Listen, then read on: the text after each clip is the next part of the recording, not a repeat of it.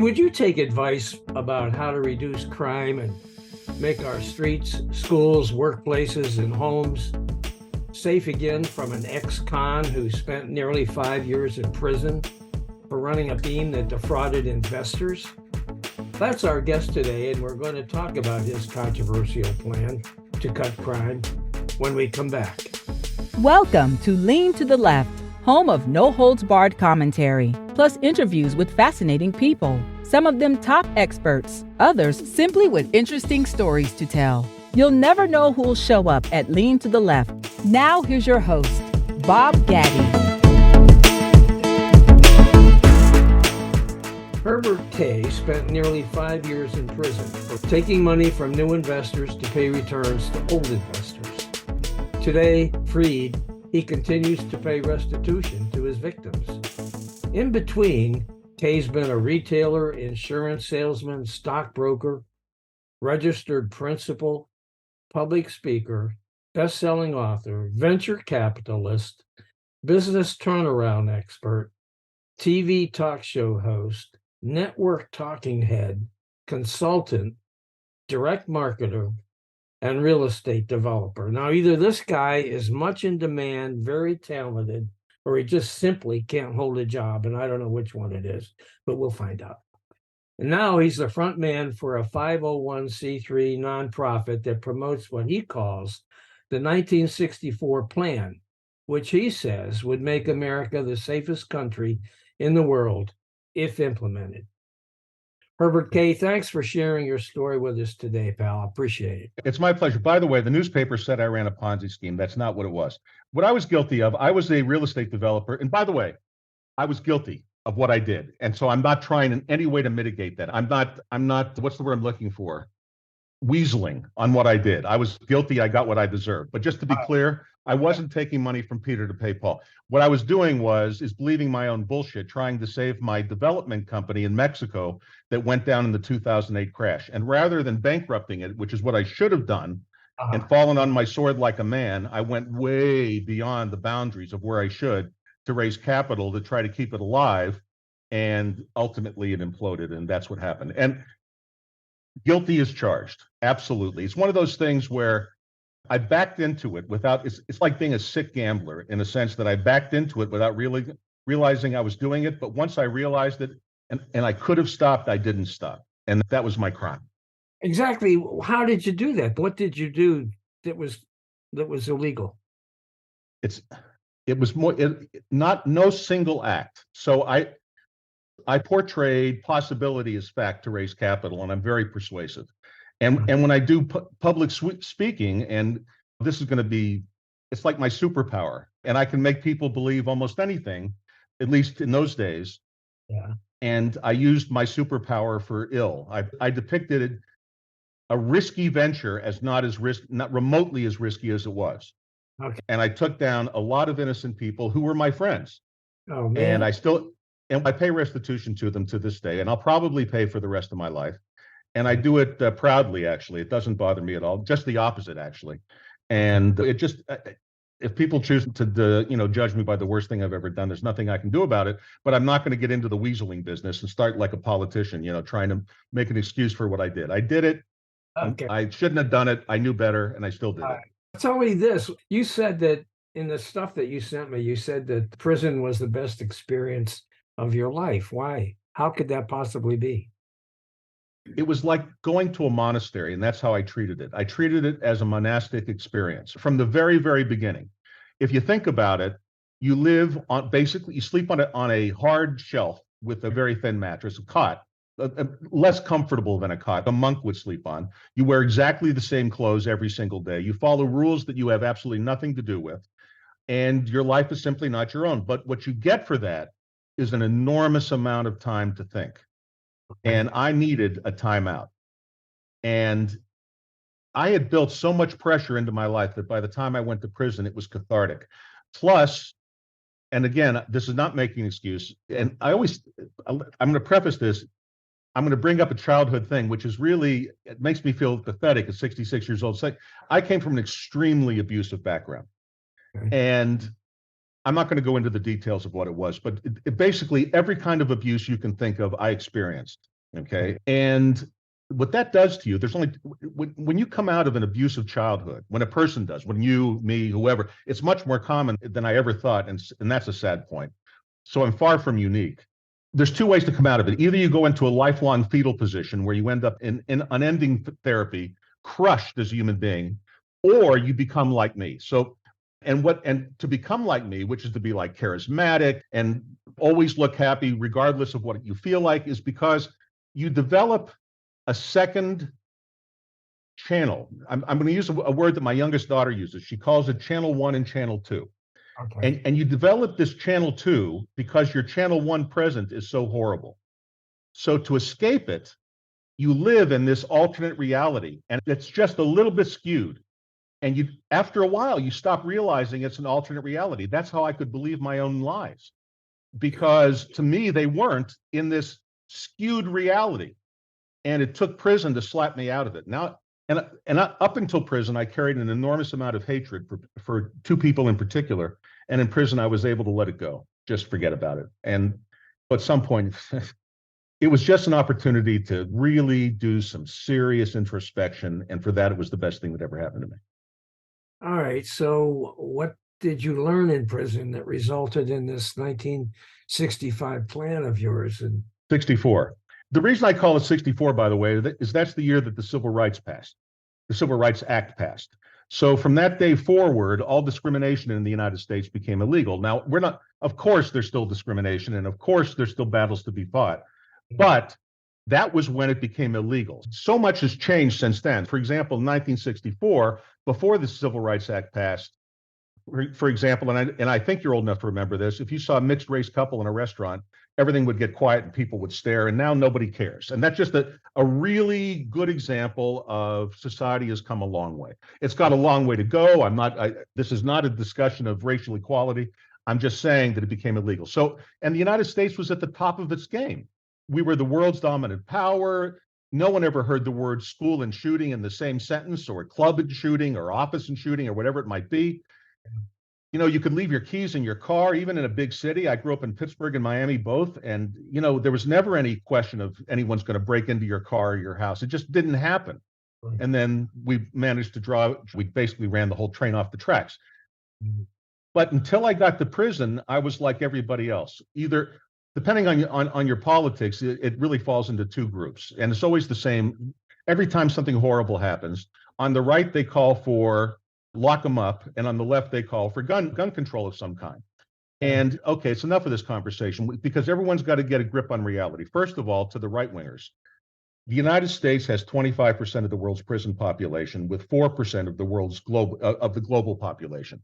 We imprison more people than any other country in history as a percentage of our population. We imprison more people in number than China, Korea, and Russia combined. And that's a disgrace for the world's greatest republic. So locking up more people might make it seem like it's getting better, but the way prisons are run, and that's why prison reform is a big part of the 1964 plan, all you're doing is warehousing a disaster and putting it off for another day. Most of these guys are doing life on the installment plan. And that's how because every prison sentence is a life sentence, in the sense that once you're tarred with that label, you will never escape it. I mean, I deal with it, but the difference between me and a lot of those guys is that I'm a lot more on the ball. And, you know, to a kid that has no background, no experience, has come from a fatherless family, has no healthy role models in his life. His mother's a crack whore, and he's just resigned himself to being a lifelong criminal. It's his expectation of when he'll be down next. It's a badge of honor to have a low number when you're in prison. The lower your number, the more. It's been the longest time since you were taken in. They issue these prison numbers in numerical order. I mean, I still remember mine. But mine was 301231, and the guys that got respect started with 198. These were guys that were just lifelong. And the sad part of it is that most of them were perfectly intelligent, and had they been born in a different family, they would have grown up just fine. And it became clear to me, and it also has nothing to do with guns. Look, there are 400 million guns in circulation. We were armed to the teeth when the Pilgrims hit Plymouth Rock, and we didn't have this kind of a problem until subsequent to 1964. And so I began to think of it that way, and it's because I had so much time to think, and I also became a yard dad. So what that means is those boys are hungry for a father. I'm just telling you. of all races. And interestingly, when I was in prison, I rolled black. I didn't roll white. And the reason I didn't roll means who I affiliated with. And I affiliated with the black guys, which are called the kinfolk because I'm Jewish. And the whites are run by the Aryan brothers, and they're vicious Nazis. And I just couldn't, I didn't want to deal with rolling white. So I rolled black. And that was better for me. But as a result of that, I got to know a lot of very heavy duty black gangsters, very personal, very in a friendship relationship. And I got to know the gangsters in the cartels. I got to understand the drug business. It was an education on crime that was unique. And at the level that it wasn't a sociology class, I can tell you how drugs are brought in. I can tell you how most illegal immigrants are brought in. I can tell you all the tricks that they do. And it became obvious to me that everything we're doing is stupid. And we need a restart. And that's what the 1964 plan is. It's all the lessons I learned in prison, consolidated into pieces that will actually work. And, if you've looked at it, I'm sure there are pieces that you hate of it. And that's fine. That's why it's a plan, not propaganda. There are parts you're going to love and parts you're going to hate. But go ahead. Yeah, we're going to get into the plan, the details of it in a minute. But I'd like to would you share some of the experiences that you had in prison? You talked about rolling with the blacks. Yeah. So prison is segregated. Were you accepted by Yeah. what did it Yeah. take? Oh, yeah. By that? Nothing. I just sat with them. The chow hall is segregated. You're not allowed to sit with any other race. That's not, by the way, a prison rule. That's self-imposed by the inmates themselves. Yeah. So there are the whites that are called the Woods, which is short for Peckerwoods. There's I'm not making that up. And they like it. Don't ask me, with their Nazi swastika tattoos, whatever. Okay. Then there's the Chicanos. Then there's the Paisas. The Paisas are the non-American, the foreign national Latinos are Paisas. The Paisas and the Chicanos hate each other.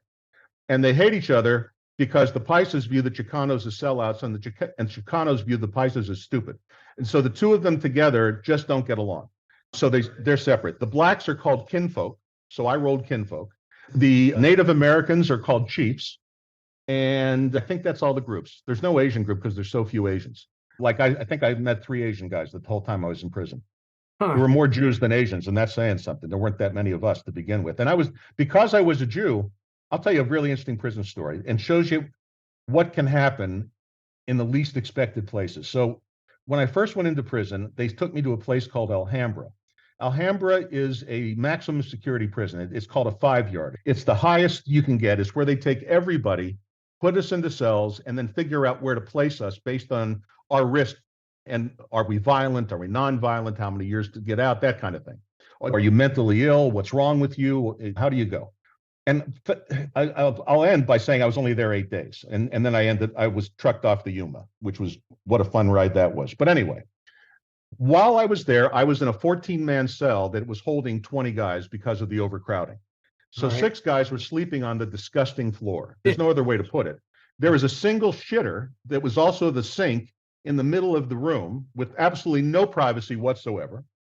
And it was a lesson right away on how they deal with it. Like, for example, no one likes to poop in public. So what the inmates did was tore apart a sheet, turned it into a cord, wrapped it around poles and supports on the beds, the bunks, and the supporting beams that are in the room, and then draped blankets over it to make a semi-private area where you could go when you had to, poop.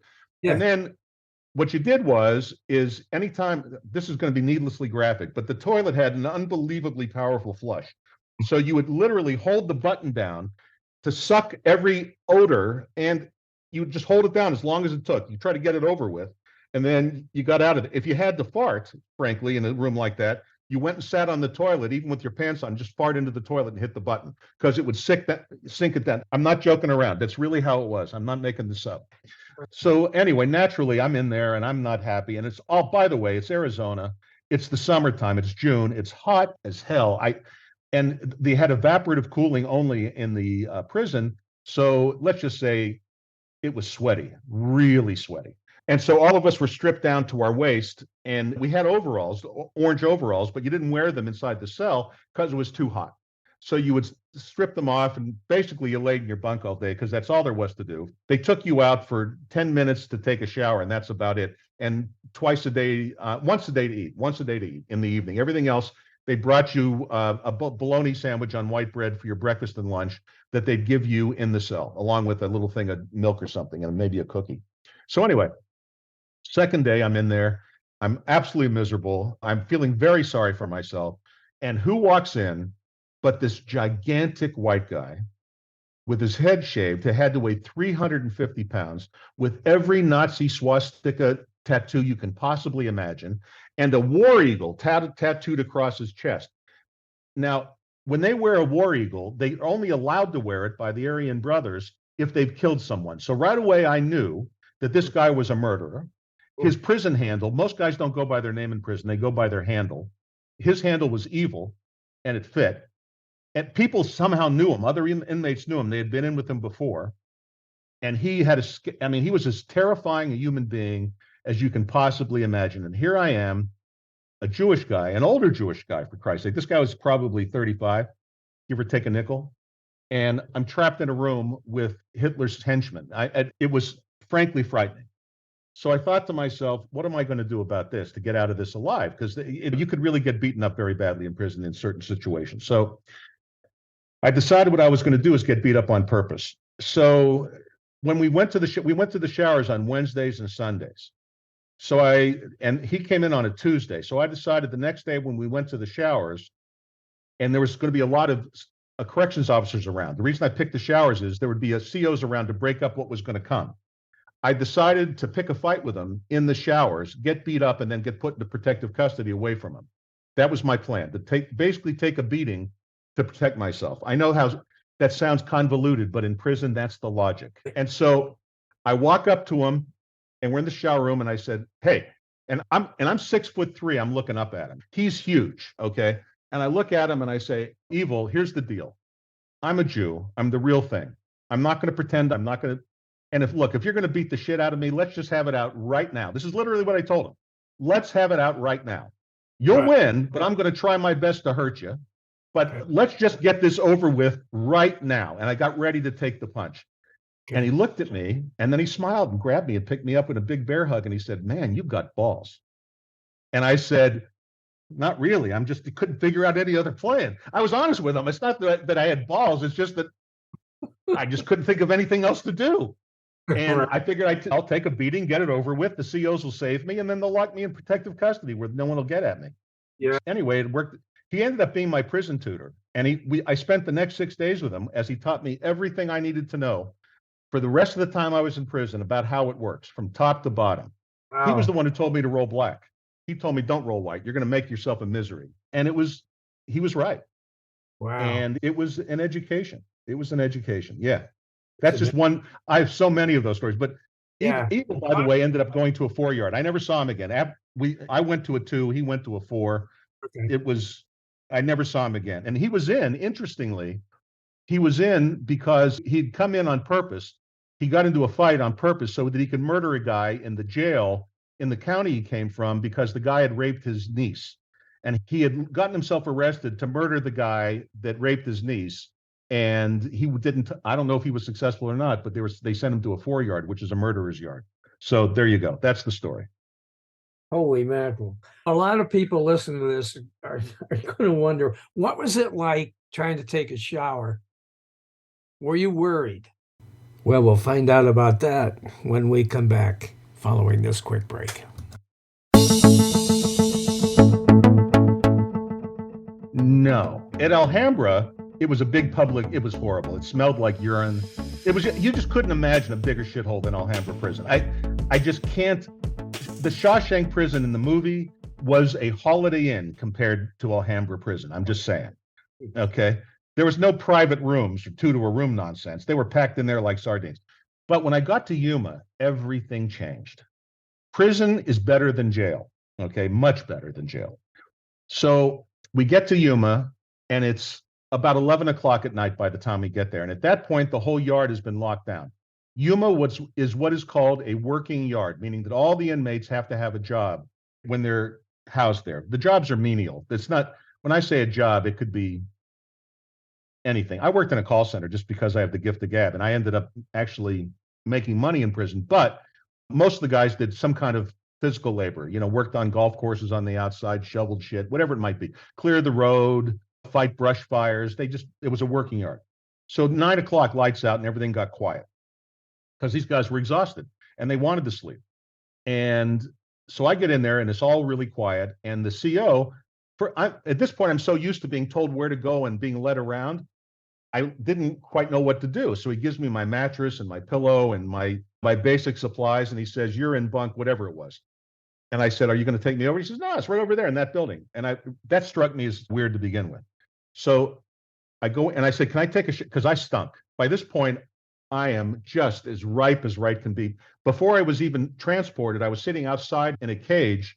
It had a plywood top, but it was 113 degrees outside. And I was out there for hours. And I stunk.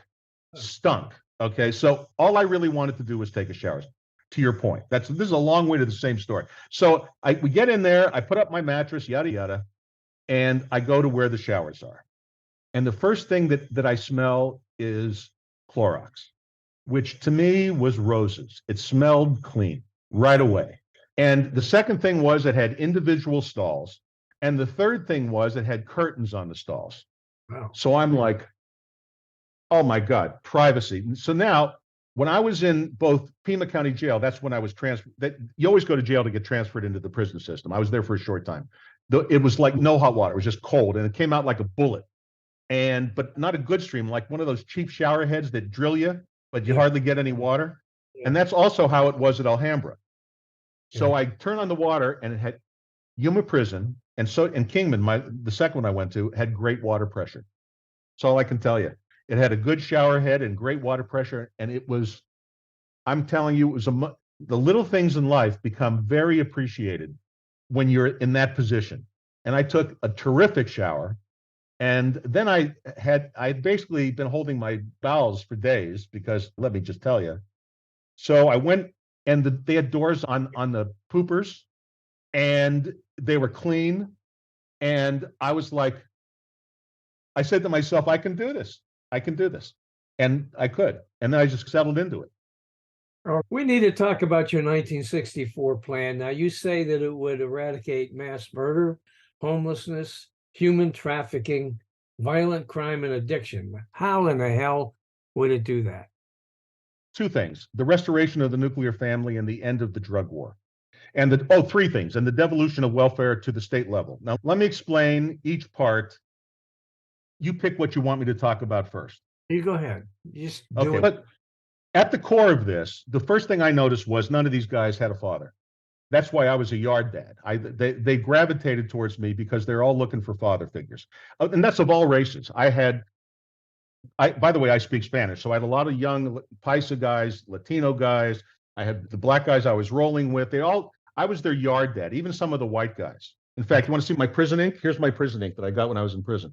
Oh, look at OG that. and a star there. Yeah, you like that? OG stands for original gangster. When I first went in, I thought it stood for old guy. That's how experienced I was. But anyway, I got it because I wanted a souvenir. And a guy named Flaco, who is a young Chicano who is a tattoo artist, he's now in Casa Grande, did it for me in prison. That's another long story. They do it and anyway, I could go on, and we're not going to have the time for this. Okay, so let's go back to the plan. So the common thread of virtually everyone in prison, at least in male prison, I assume it's the same for women, is they don't have a father. They come from a socioeconomic class where virtually none of them have a father. And if they do, he's a sperm donor. They might know who he is. He might be a gangster that they know in the neighborhood, but there's no fathering going on. Right. And you and I would agree, I'm sure, that there are just more sociological studies than you can cite that says that if you grow up without a father, you've got two strikes before the first ball is pitched.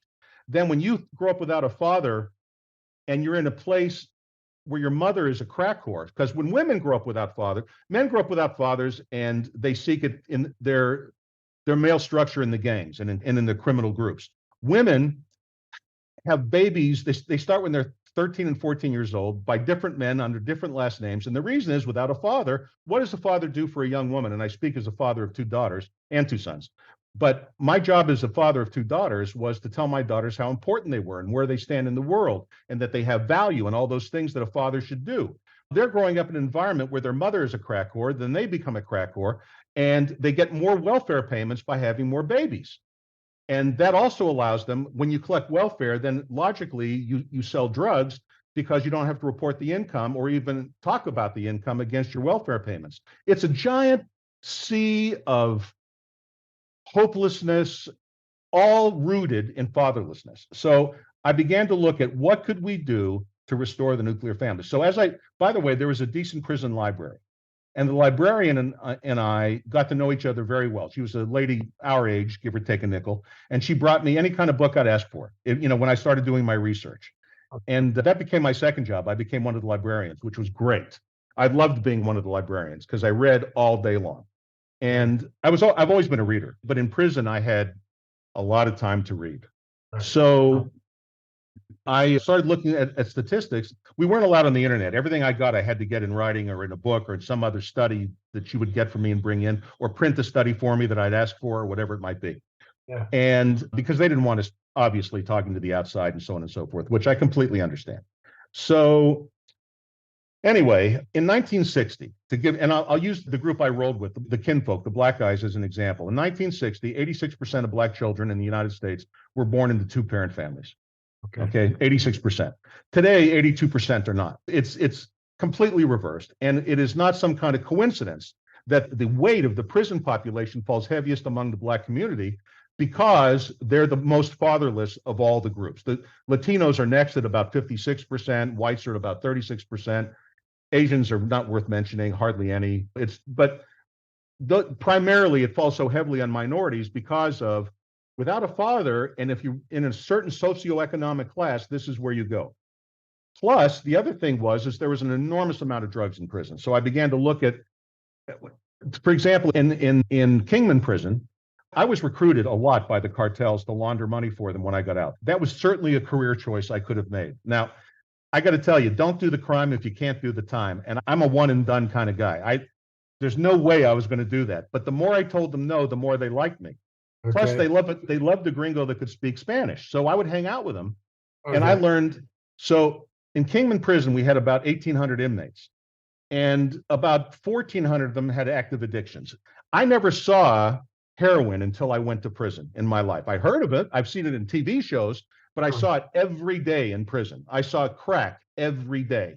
I saw meth every day. And all of those things I had heard about on the street, but I'd never seen it. The only other drug I ever saw besides marijuana, which I've smoked my whole life, was cocaine, which I never did. I was on Wall Street in the 80s, and I saw a lot of cocaine. It was in the men's rooms. I mean, there was a lot of cocaine. Cocaine they don't do cocaine. They do crack because it lasts longer. The cocaine high's evidently too short. But in drugs alone, in heroin and meth alone, the Pisces were doing all of the distribution. They were bringing it into prison. And how they brought it into prison was by drone. So a drone would come to the corner, when the yard would lock down and all the prison houses, all the different dormitories, let's call them, for lack of a better word, were locked down. A drone would bring the drugs to a corner of the yard where a corrupt corrections officer would pick it up. And then he would bring it to the Pisces, and the Pisces would distribute it on the yard. They were doing $3.5 million a year in drug revenue in Kingman prison. And that's in prison. The cartels were doing $3.5 million a year in prison in drugs.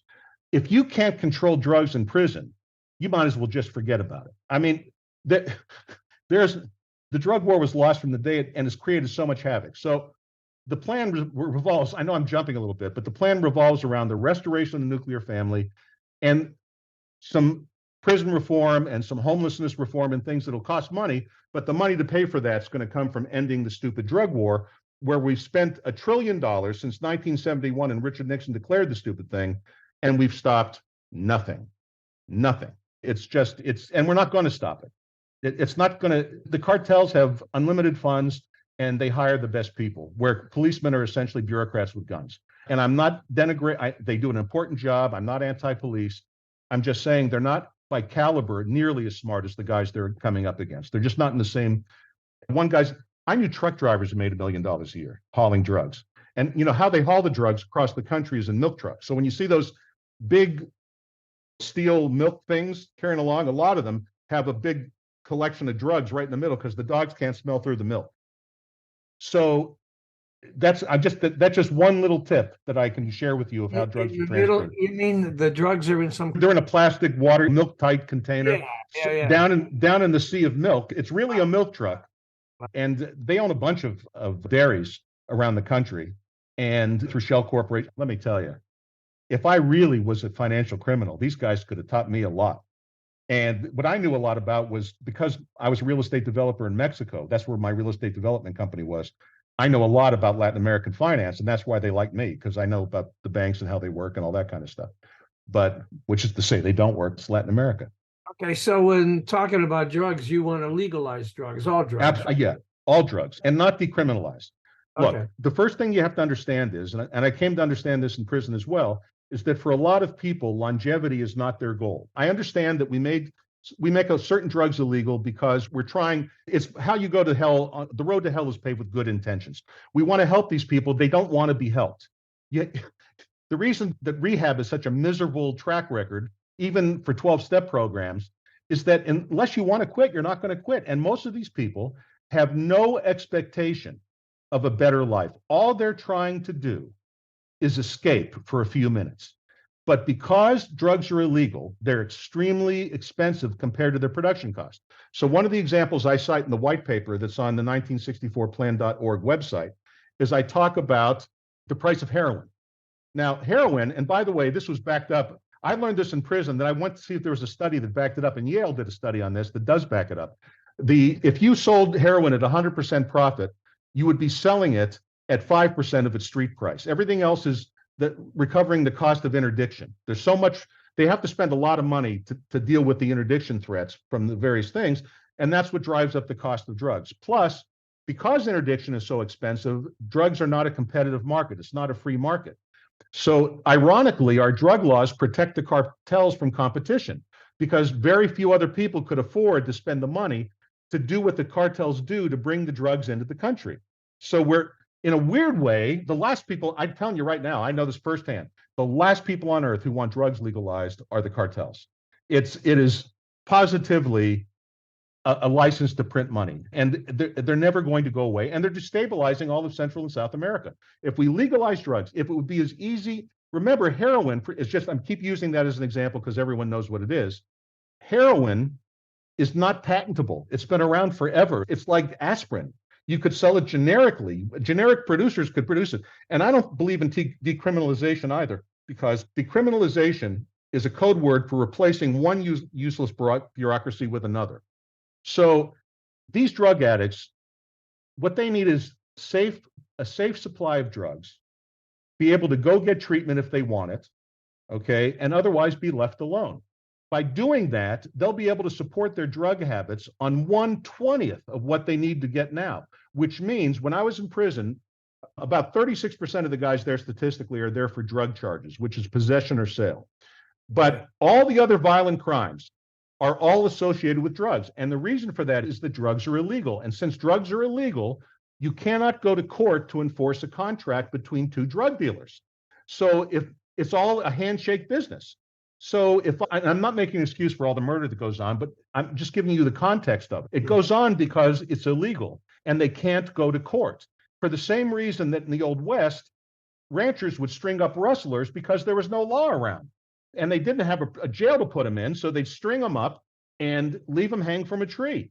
And that's what happens when there's no law, there's no structure, there's no courts. Law is not a bad thing, and we need it, but when you have an illegal enterprise, they can't use it. Therefore, their only recourse is violence. That's their only recourse.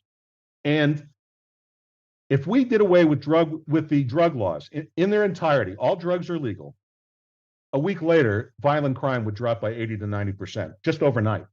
And if you've ever been, let me ask you a question, Bob. Have you ever been stolen from? Have you ever been robbed, had your car broken into, had your house broken into, been mugged, anything like that in your whole life? Yeah, we had a break-in that we had where somebody stole some stuff while we were away. There's a 99% chance that would have never happened if drugs were legal. Yeah. That it's as simple as that. And just to use Arizona as the state I live in, so I'm going to use it because I know the numbers cold, and then you can extrapolate it to any other state. Arizona, all states spend money on the same three things. They spend money on prisons, schools, and infrastructure, primarily. They different percentages, different states, red, blue, all that kind of stuff. But basically, all states do those three things. Mhm. Arizona spends $1.1 billion a year in prisons right now. If drugs were illegal, 80% of those prisons could be shut down. That's $800 million a year that they're spending that they wouldn't have to spend. That doesn't include powering down the drug cops, shutting down all the departments, closing down the DEA. There's so much money to be saved by ending the drug war because all of these bureaucracies feed at its trough. And we can use that money to, for example, end the homeless situation. That mean there's not that many homeless people. It's a disgrace that the richest country in the world has people living on the streets. But all we ever do is we have plenty of money to send to Ukraine, but we don't have any money to deal with this. Let's end the drug war. We'll have so much money we won't know what to do with it. And then we can deal with it. Go ahead. Yeah, I want to talk about the restoration of the nuclear family next. Okay. Are you saying that you want women to stay home, cook and clean and tend to the kids? Hubby's No, out of course making- not. All right. No. I called the 1964 plan because that's the year the Civil Rights Act passed, which I consider the most important piece of legislation since the 13th Amendment freed the slaves. And it made all discrimination illegal in the United States moving forward. And Leslie, you and I talked about before the show, of course, there's still discrimination, but it's illegal. Before that Jim Crow ended in 1964. And America was at the top of its game. We weren't in Vietnam. We weren't stuck in a trap of, we hadn't spent $32 trillion to no effect, yada, yada, yada. Okay. All we had to do was not blow it, which we did. Now, and how we did that was destroy the nuclear family. And there were three causes for it. The first cause is no-fault divorce. Okay. The second cause is the birth control pill. And the third cause is the federal welfare state. So I'll go through them one by one. So, and by the way, women will never go back to the kitchen. The reason is because the technology is all the stuff women used to do, we can do with a machine, right? I mean, there were no dishwashers when women stayed at home. There was no one to wash the diapers. There was no such thing as disposable. The world has gotten much better for women. And no, I'm not advocating they go home. I'm saying we don't go back to the past, but the way we face the future in the past, just with hope and resilience and as one group of people, not a tribalized society of people screaming at each other and looking for offense. But let's go back and deal with the no-fault divorce. So prior to 1967, there was no such thing in this country as no-fault divorce. Today, everyone has that means all you have to do today is go to the court and say, I don't get along with my soon-to-be ex, and that's all the reason you need. You don't have to prove anything. You don't have to prove that there was any abuse or anything else. And the only time that comes up is when there's a lot of money involved, and that's when the accusations start. But I'm saying that if children, and I want to make this clear, if you don't have children, no-fault divorce is fine. But once you have a child, it's not about you anymore. As a human being, your role on earth, we are here biologically to replace ourselves. That is at our base, the reason for life. And of all species, not just human beings. So when you choose to have a child, it's not about me anymore. And divorce should not be easy, because what no-fault divorce did was change marriage from a solemn contract into just another long-term relationship. And the divorce rate zoomed as a result. So that's what no-fault divorce did. And I would reinstate, in the case of having children, you've got to have a reason. There's got to be some abuse or something. That why are you destroying the family? And by the way, yelling and screaming is not an excuse. And I understand that some kids grow up in houses where they have alcoholic parents or this or that. But see, no one ever talks about objective reality. The objective reality is, for example, I grew up in Mount Lebanon, Pennsylvania. It's an Irish Catholic neighborhood, even though I was like the only Jewish kid, but it was an Irish Catholic neighborhood. I'm telling you that virtually every mother and father in that neighborhood were functioning alcoholics, virtually everyone. The drinking started at first thing in the morning. And in those days, you left your back door open and the screen door, and Jews really don't drink. We like to chew our calories, but we always kept liquor in the house. That's why Jews are fat. We prefer to chew. I really don't drink. I will socially, but Jews have the lowest incidence of alcoholism except for Asians. And there's just a reason for that. Both cultures are really into their food. It's really very food. But anyway, in this Irish, some stereotypes have a seed of truth in them. And the seed of truth in the Irish stereotype is they drink a lot. Yeah. But they're functional. And there's a lot of screaming and yelling. Children, to be prepared as adults, you cannot protect them all the way. Yeah. Some bad things have to happen to toughen them up for what's to come. So the Yeah. reason for a divorce for example, an absolute reason for divorce is violence against the woman. Okay, that's an absolute reason for divorce. But here's an objective fact. You can fact check me on this. 80% of domestic violence is done by women. 80% of arrests for domestic violence are women being arrested. I know that's never talked about, but the truth is most men don't hit women. I understand that it seems like that when you watch movies, but the reason that most men don't hit women is we all know that we're strong enough to kill a woman. We know that. We know that even here I am, 66 years old, I'm in relatively good shape, but I know that if I slugged a 21-year-old girl, I'd knock out her teeth and God knows only what. So you just don't hit women. I raised my sons that there was absolutely no reason to hit a woman, and most men feel that way. 80% of domestic violence is done by women, and 100% of domestic violence involves alcohol. 100%. If domestic violence is taking place regularly and it's the man attacking the woman, then that's certainly a grounds for the woman to leave. It just doesn't happen as much as you would think. And so most marriages need to stay together. On to the second point, the birth control pill. Now, let me preface, I'm not suggesting we're going to repeal the birth control pill. That horse is out of the barn, man. But it changed everything. Okay, so again, you and I are old enough to remember this. Back before the birth control pill was invented and became legal through the FDA in 1961. Prior to 1961, there was no such thing as a birth control pill. There were condoms and, all kinds of diaphragms and stuff, but they were, no.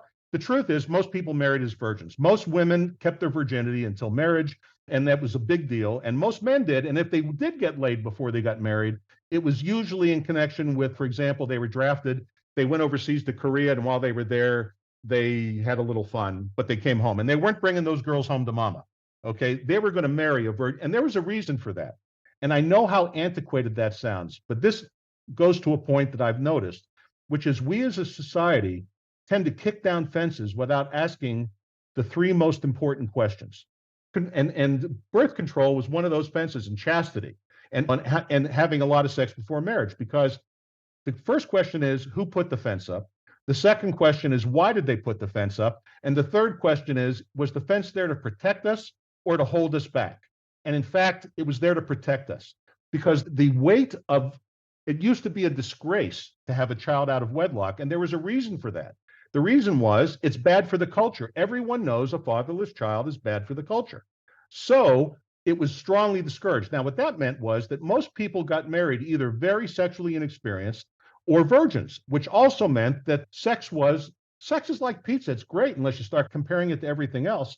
So when a woman, typically by the time she gets married, and she's much older now than she used to be, which brings up another issue, which we'll get to in a minute, but she's had many sexual partners, and men know that. Why do you think Viagra is sold by the bucketful, by hymns on TV and all the rest of it? Because of the wild insecurity men have over sexual comparison, because women have so much sex. And it's done nothing good for the culture, nothing good. And it's led to people getting married too late because women are waiting for a man that doesn't exist, this man who makes love like in the movies. And by the time they realize that's not true, they're about 30, and now they're going into the decline of their childbearing years. And I'm not saying this because I'm some kind of a lunatic. Again, I'm going to cite Yale, and I footnote this in the white paper. Women are the unhappy. They just did a study. Yale is not a right-wing organization by any stretch of the imagination. Women are the unhappiest they've ever been. All of this has done nothing but make women unhappy. And that's a bloody shame. And it's part of that is owed to sexual promiscuity. Again, I'm a hypocrite. I was there for the sexual revolution. I got laid a lot. I've been divorced twice, but you have to all good decisions come from experience, but experience comes from bad decisions. And I'm telling you, that was a mistake. Now, the third thing is the federal welfare state. Wait a minute, before you go there. Go ahead. Before you go there. Okay. All right. So you say, it sounds to me like you're saying, okay, we all need to be celibate until we get married. And no, as much as possible. We're not going to take away the birth control pills, but you're going to have to do something. We can teach chastity in schools. The same, it's part of sex education. All right. Just the same way we teach kids not to smoke. Cigarettes aren't illegal. You don't have to make something illegal to discourage it. Hardly anyone smokes anymore, and that's because of education. When you and I were kids, people used to throw litter out the windows all the time. Then they started running ads about the Indian chief with the tear running down his face and all that, and no one litters anymore. And again, that was all a result of public education, which, by the way, today is not very good. But I advocate as part of sex education, chastity, but not talked about, the stork brings the babies, a frank discussion of why it's smart, why it's to your advantage. No one talks to kids that way. We talk like anything that feels good. That's called postmodernism. And that's just a fancy name for nihilism. And we've got to pull our kids back from nihilism, where nothing means anything, and they're only pursuing their own pleasure. But anyway, you want me to stay there? You want me to move on to the federal welfare state? Go on. Now I'm going to go to the federal welfare state, and I keep using the word federal for a reason, because I'm not opposed to welfare. But I look around the world and I see that the most successful welfare states in the world are in Scandinavia. Now, there's a reason for that, and then I tried to bring that idea to the United States. No one is saying let's throw people who are having a bad time on the streets. I want to make that very clear. I'm saying let's copy Scandinavia. I'm going to use Sweden as an example. Because Bernie Sanders constantly says they're a socialist country, which they aren't. They're actually a much freer economy than we are. We're ranked 62nd in the world for free market economics. They're ranked 11th. Okay, they abandoned socialism in 1981 because everyone knows socialism just doesn't work. So they became a market economy with a welfare state. Now, it works. They have a very good national healthcare system. They have a very good retirement system, a very good child care system, a very good everything that the state provides. They do a better job than anyone else except maybe the Norwegians and the Danes and the Finns. Okay. Now, there's two reasons for that. Number one is Sweden is the largest Scandinavian country, and they have 10 million people. In other words, the entire population is less than Greater New York City. That's number one. So it's a lot easier to administer a plan effectively to a lot fewer people. 10 million is much more manageable than 340 million. Okay, that's number one. And number two is they're racially homogeneous. Now, because of that, everyone in Sweden is a Swede. They're descended from some part of Sweden, whether it's Vikings or the Spaniard women that they. My ex-wife is Swedish, and we did a 23andMe test, and she's a third Spanish, because clearly when the Vikings were raiding the Spanish coast, they grabbed some of her ancestors, which is why she has dark hair. But she's a Swede. Okay, her maiden name's Knutson. Swedes are Swedes, and it's also much easier to manage a program when you're dealing with people who all basically think the same way. Now, the United States is the most diverse country in the history of the world, and we clearly don't all think the same way. We think different ways by religious group, by racial group, by gender, by a lot of things. We all think differently. And so we can't, a one-size-fits-all approach in the United States has clearly failed. Welfare has been paying women to have children without husbands since 1965, and it is no shock that in the Black community, for example, we've gone from 86% of Black children in 1960 were born to two-parent families, and today it's exactly reversed. 82% are born to single parents, and that's not healthy, and that's true through all the other communities as you go down the list. We've killed people with kindness. So what I think we should do is devolve it to the states, because the United States are 50 little countries in a free trade zone. That's what the United States are.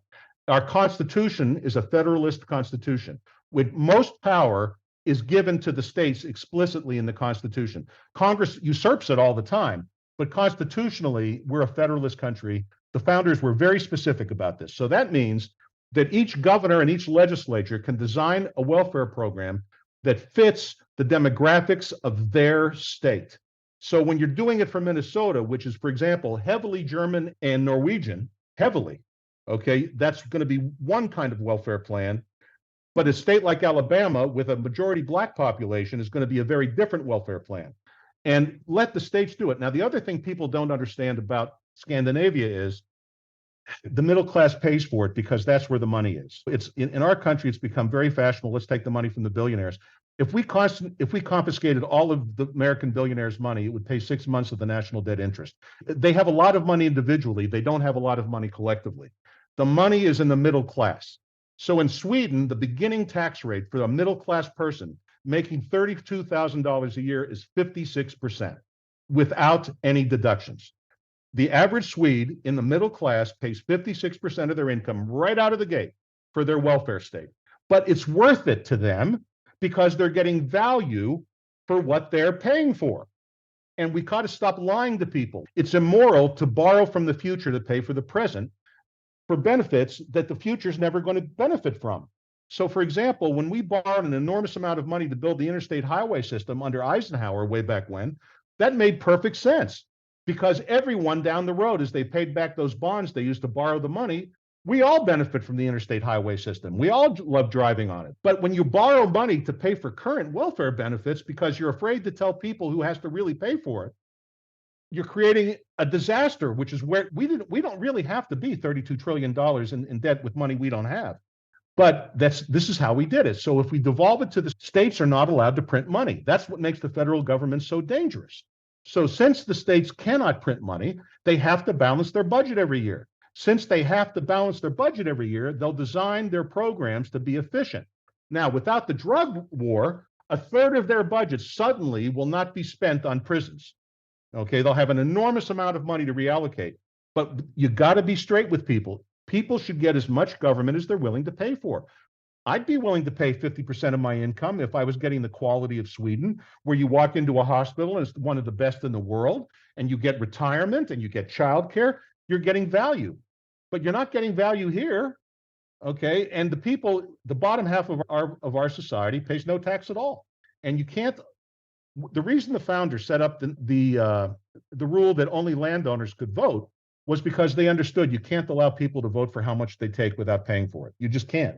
That's an extremely dangerous, perverse incentive, and that's how we've ended up where we are today. But anyway, there you go.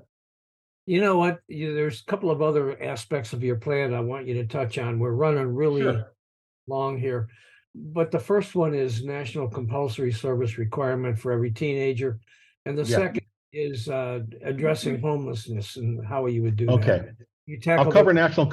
I'll cover national public service first because it's brief. Since most kids are born into fatherless families, I don't want to write off the current generations. If we did everything that I'm advocating, and I'm not naive enough to think everything I'm advocating will be advocated, the enemy of good is perfect. Progress would be good. So let's assume that we've done everything right, but we still have this huge group of people coming through our culture without fathers, without direction, without morality taught to them, without any understanding of how to run their lives. Now, I am a Navy veteran. Okay, that's another thing I've done in my life. I served 4 years in the Navy. I was a Russian linguist. I rode submarines out of Norfolk. I was stationed at the National Security Agency at Fort Meade. NSA is a military agency. A lot of people don't understand that, but the director of the NSA is always either a general or an admiral. When I was in, it was Admiral Bobby Inman, and it was President Carter was the president, and then President Ford after that. So it's been a long time, but this is how it works. Things that I learned in basic training, things like how I fold my bed and my socks. I know this sounds ridiculous. How I organize my day, how I go about things are what I learned in basic training, because I grew up, as I told you, my abuser was my stepfather. My male role model was not good. So I got all of those lessons in the military. And if you talk to any veteran, and are you a veteran, Bob? No, I'm not. Okay, but I'm sure plenty of veterans, right? My father was a career Army officer.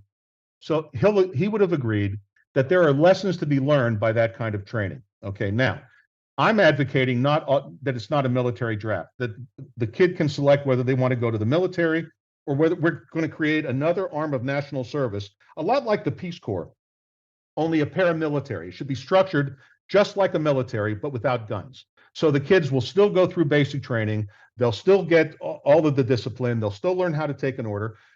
One of the most important lessons I learned in the military was to be a good order giver. You've got to first learn to be a good order taker. And how many kids today have any idea how to take an order? Seriously. I learned to take orders from people that I knew were not as smart as me.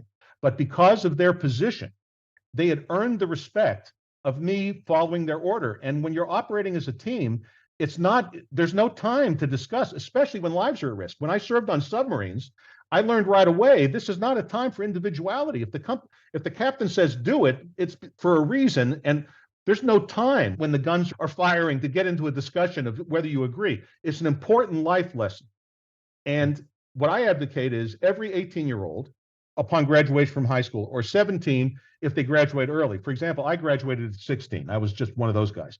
or younger, at either 17 if you graduated early or 18 when you graduate, no exemptions. No, one of the problems with the draft back in the day, and I'm a Vietnam era veteran. I didn't go to Vietnam. I don't want to be misleading. I just served when Vietnam was at its very end. We drafted a lot of the wealthy got out of the draft. They would get educational deferments. I'll give you a good example. My cousin Marty, who I love, he's like a big brother to me, is an attorney now. He went into the Coast Guard. His father was a big attorney in Miami. They pulled a bunch of strings, and Marty went into the Coast Guard. Then he finished his law degree at the Coast Guard's expense and served in the Judge Advocate Corps in the Reserve for years. But he never went to combat. Who went to combat were the poor kids, the black kids, the Latino kids, the kids who couldn't get out of it. And we can't have that again. That divides a culture. So I believe in national service, 2 years, 18 to 20, and then you're done. Just like Israel does it, just like Switzerland does it, just like Liechtenstein does it, just like lots of modern countries do it. And the only thing we'll notice is we'll have more mature kids today, and college football will be better because you're going to get 20-year-old freshmen playing, and they're going to be that much better. That's it. Okay. By the way, that's why Brigham Young always kicks the crap out of teams by surprise, because all those kids go on Mormon mission for 2 years, and when they come back, they're freshmen at 20 instead of 18. So they're physically going to be intimidating. Anyway, that's a small digression. And I live out west, so I live with a lot of Mormons. I know lots of LDS guys. But anyway. Let's talk a little bit about the homelessness aspect of your plan. Okay. Prison taught me also that we use prison to house a lot of homeless. We have no place to put these people, so they get sucked up, they get charged with whatever it might be, vagrancy, breaking and entering, whatever they do, and they end up in prison over and over. Broadly speaking, the homeless fall into two groups: those that are severely mentally ill and those that are just severe addicts. Now, all homeless are addicts. The severely mentally ill and the non-mentally ill all medicate with alcohol, generally speaking. There's very little heroin use or crack use. They basically drink because it's the cheapest drug for them to get their hands on. And they drink an enormous amount, and it's virtually 100% of the homeless population. So let's start with, and the reason that the mentally ill drink is they don't like the feeling of the psych drugs that they're given. So the minute they walk out of the psych ward after their 24-hour hold, because no one can afford to hold them any longer, they throw out the psychotropics and they go buy some MD 2020, and they're right back to doing what they're doing. And it's, again, a disgrace. There's only at any given time, and the homeless population goes in and out. We have people go into homelessness and come out of homelessness every day.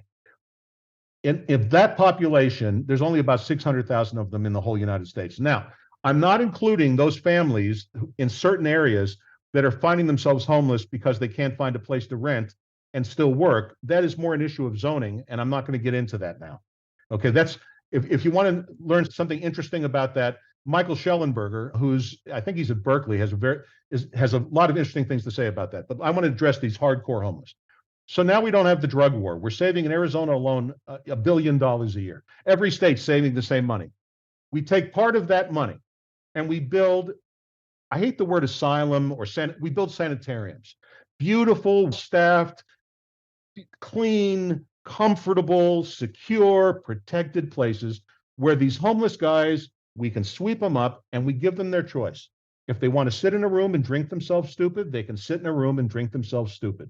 If they want to get psychotropic drugs, it'll be available to them. But they can spend the rest of their lives in comfort, taken care of with medical care and everything they need, because, folks, these people are not going to get better. You just have to accept that.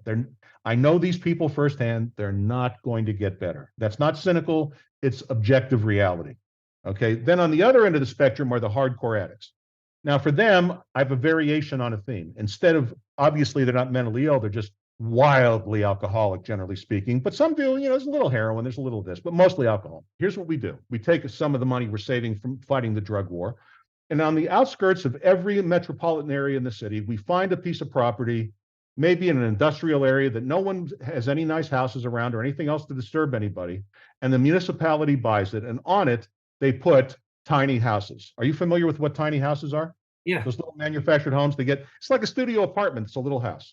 Yeah, they're pretty nice, actually. Here in Myrtle Beach, South Carolina, and they're building these things for seniors. By the way, in Tempe, it's a suburb of Phoenix, just to my south, where the Arizona State University is.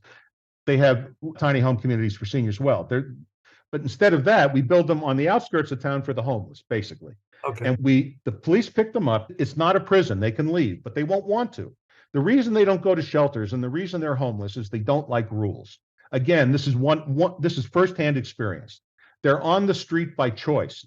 There are places for them to go. Here in Phoenix alone, there's St. Vincent de Paul, and there's the Salvation Army, and there's all kinds of the CSI community services, and there's a whole bunch of things, but most of them don't go there because that means rules. That means having to do things, especially no drugs, and they don't want to be bothered with that. I propose we round them up, we take them out and give them their own little tiny home that's theirs. Their only rule is keep it clean, and we make cleaning and by the way, most of them are clean. I know this sounds strange. They're dirty on the street because they have no choice, but in prison, they're fastidious. When given the chance to be clean, they're clean, and they have to clean their home. And on the grounds, we have a clinic for the inevitable overdoses. We have psychologists. If they want to get therapy and treatment, it's available to them for free. And we also have a convenience store where they can pick up food to eat so they don't starve to death for free. And they can stay as long as they want. They can leave if they want, but they'll never leave. Oh, and we also make the drugs available to them for free. Whatever your drug of choice is, you can have it. You can go into your home quietly. Look, guys, here's the important thing to reiterate a point I made earlier. Their goal is not longevity. They don't have any illusion they're going to live past their 40s or 50s at the most. Okay, they don't want to. Their backgrounds are so hellacious. The stories would make your hair fall out. They're not on the street by some accident. Let's stop thinking we're going to fix the unfixable and instead treat them humanely and take them to a place where they're safe, they're air conditioned, they're heated, they're taken care of, and they're not shitting on the sidewalks, and they're not bothering anybody else. And if they want to pull it together, they can leave and pull it together. God bless them. Stop putting them in prison. We're not going to make them better in prison. It's not going to work. Okay. Now, I want to go back to one thing about drugs, real quick. What are your thoughts about Trump's wall as a way to keep illegal drugs out of this country? Unbelievably stupid, because I actually know how drugs come into the country. By the way, unbelievably stupid no matter who builds the wall, whether it's the governor of Texas or Donald Trump, or now the president is starting to rebuild the wall. Stupid. Okay, first of all, the immigrants, and I live in Southern Arizona, so in addition to prison, my family is in the produce business, and how we came to Arizona was Nogales, which is on the Mexican border, which is the largest crossing point in the world between two countries of fresh produce. So I have a special understanding of illegal immigrants. When I was in high school, I worked in produce warehouses with nothing but illegal immigrants. Okay, nothing. Okay, but in those days, there was a difference. Now, back to the wall.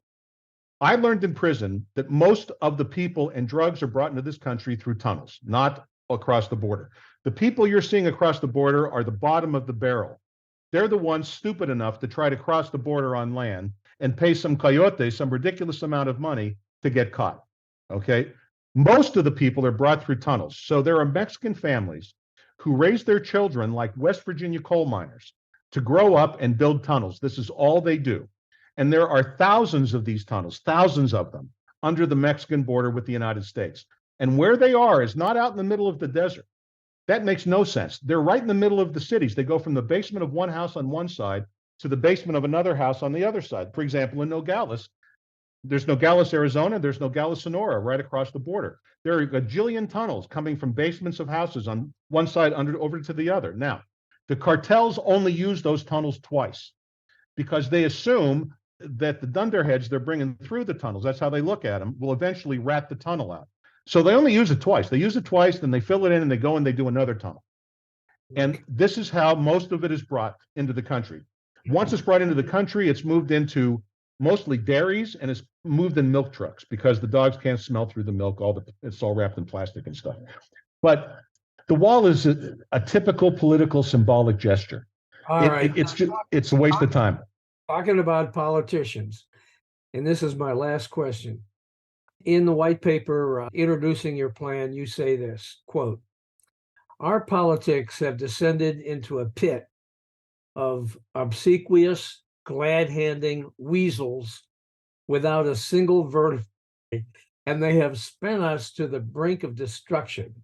Now, what makes you think these glad glad-handing weasels would embrace your plan, parts of which would be hated by those on the right and the left. Yes, I know that it'll never happen with these guys in office. All right. But now I'm going to put on my finance hat. All right. My background is heavily in finance. Okay. So and I'm not going to bore you with all the reasons why, but we will not get to the 2024 election without an economic collapse of such a degree, it's going to make the Great Depression look like a happy memory. And when it happens, it's not an if, there's no stopping it now. I have no suggestions on how to prevent it, because at this point, the die is cast. It's too late. It's going to happen. What'll kick it off will be something unexpected, like it always is. My feeling is it'll come from China first, but it doesn't matter. The global economy is going to melt down the whole planet all at once, and it's going to cause enormous political upheaval. The radical becomes reasonable when the shit hits the fan, and the shit's about to hit the fan. And when that happens, people will start looking for alternative ways to do things that they would have never considered before, because it would have been, and I wouldn't blame them. Look, I hope I'm wrong. I hope that it all just cooks along and fixes itself, but I'm not wrong. It's going to happen. And when it does, my plan will be an alternative to the other side. There are going to be people that are going to make Donald Trump look like a happy memory, that are going to be demagogues in the extreme, that are dangerous, much more dangerous. And this is how Hitler's come into power. History is littered with countries falling apart and taken over by demagogues at times like this. So I'm trying to put forward a reasonable alternative. And what makes me qualified is I personally have no desire for power at all. This is just nothing I'm interested in. I just want to be the ideologue. I am uninterested in running for office. And it's going to, I wouldn't be surprised to see it happen by Christmas. It'll certainly happen early next year. And it's going to be horrible. And I can spell it all out, but it'll just make you sad. And I have 4 children and 2 grandchildren and more on the way. And I hope I'm wrong, but I'm not. And that's the answer. That's a sad way to end this discussion, because it was interesting, a lot of fun in some places. And thank you. Certainly. Hey, listen, Bob, here's the deal. After it happens, the buildings won't fall down. The roads will still be there. Your car will still be in the driveway. You'll still have clothes. It doesn't mean we're going to descend into a zombie apocalypse. That's not what I'm talking about. It's just that things are going to get very tough. It's going to be like Argentina here for a while. And when that happens, we will pull out of it. The question is, will we pull out of it as a people, or we're so tribalized now, and the politicians are so pandering to it that we're just not in a position to pull together, and that's a mistake. We're all just Americans. I hate hyphenated Americans. I don't call myself a Jewish American. I'm just an American. Just an American. And my kids didn't marry Jewish people. And you know what? I don't care. I don't care. My grandchildren aren't Jewish. I don't care. We're Americans. Enjoy yourself. It's a great country. Let's not screw it up. All right. Thank you so much, Herb. I appreciate you being with us on the Lean to the Left podcast. Interesting discussion. And I thank you. One last thing. If folks would go to the website, 1964plan.org, I would love that. That's it. Oh, yeah. I forgot to ask you where people can learn more, and that's the answer. If you go to the website, you'll see a Learn More button. That's where the white papers are attached. You can take them out one at a time. I wrote them so that you could read them. They're footnoted, but I didn't write them academically. I think they're funny, actually. So enjoy yourself and read about it, and you'll learn more. Actually, they are. I read your white papers, and they're entertaining and they're informative. You guys don't hesitate. Check them out. It'll take you about 5 minutes to read each one of them. They're pretty good. Yes, it's not a doctoral dissertation, but it lays it out. Now stay tuned for some closing comments after this quick break. Hey guys, thanks for listening. Hope you enjoyed this podcast and that you'll come back on a regular basis and check out our interviews with guests on topics that I hope you find interesting, entertaining, and enlightening. Our episodes stream weekly, every Monday. Let your friends know about this podcast and take a minute to subscribe. Just go to podcast.leantotheleft.net to subscribe, check out the upcoming interview schedule, and listen to all of our episodes. And follow us on social media, Facebook at the Lean to the Left Podcast, Twitter at Lean to the Left 1, Instagram at @BobGaddy_Lean to the Left, and TikTok at Lean to the Left. And you can watch the episodes at YouTube at Lean to the Left. And don't forget to visit our blog site, leantotheleft.net, where you'll find commentary on the news by some excellent writers with progressive perspectives on a whole range of topics. You can sign up as a member there, and of course, it's all free. Now, this is Bob Gaddy signing off for Lean to the Left. Thanks for sharing your time with us.